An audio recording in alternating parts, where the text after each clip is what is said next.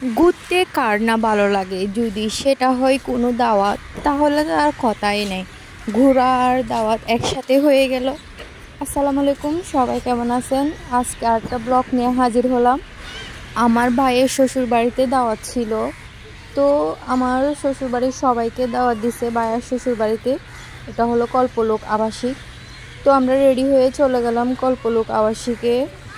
কর্ণপল্লী নদীর কাছাকাছি হলো আমার বাবিদের বাসা।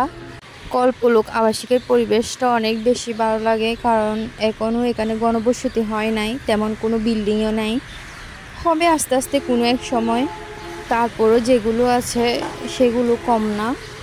তো আমরা বাসায় গিয়ে নাস্তা খেলাম, অনেক রকমের নাস্তা করছে।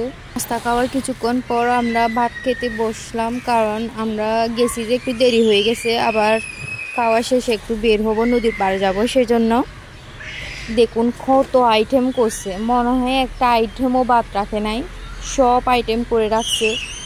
সবগুলো ঘরোয়াভাবে রান্নাগুলো এত মজা হয়েছে, মাশাল্লাহ। টেস্ট না করলে হয়তো বুঝতে পারবেন না। তারপর আমরা খাওয়া দাওয়া শেষ করে রওনা হয়ে গেলাম নদীর পাড়ে যাওয়ার জন্য। নদীর পাড়, সমুদ্র, পাহাড় এগুলো ভালো লাগে না হয়তো, এমন মানুষ খুবই কম আছে। তো আমরা খেয়ে বেশিক্ষণ লেট করি নাই, কারণ বিকালটা সন্ধ্যা হয়ে যাচ্ছে, সেজন্য। তো গিয়ে একটু ভিডিও করতেছি। নদীর পাড়টা এত সুন্দর করছে বলার বাইরে। তো আমরা অন্য পাড়ে দিয়ে আসছি, দেখুন মনে হচ্ছে কত নিচু থেকে সবাই উপরে উঠতেছে, কত ভালো লাগতেছে। আর দেখুন রাস্তার পাড়গুলো এত সুন্দর করছে, সেটা বলার বাইরে। এখনও কাজ চলতেছে অবশ্যই, কিন্তু কত পরিমাণ যে মানুষ নদীর পাড়ে, আসলে সবারই ভালো লাগে। শুক্রবার ছিল তাই একটু মানুষ বেশি ছিল। এখন তো মানুষ একটু ফ্রি টাইম পেলে ফ্যামিলিকে নিয়ে একটু বের হয় ঘোরার জন্য। সবখানে মানুষ, আসলে অনেক বেশি ভালো লাগছে, সেটা বলার বাইরে। আর নদীতে নৌকা ভ্রমণ করতে অনেক বেশি ভালো লাগে, কিন্তু আমরা করি নাই, সবাই একটু ভয় পায়, কারণ সন্ধ্যা হয়ে গেছে অনেকটা, সেজন্য আর নামি নাই কেউ নৌকাতে। তো আমরা কিছুক্ষণ ভিডিও করলাম, ভিডিও করে চলে আসছি আমরা। তারপরে নদীর পাড়ে গিয়ে অনেকক্ষণ ছিলাম, সবাই অনেকক্ষণ বসেছিলাম, এমনি ভালো লাগে সেজন্য।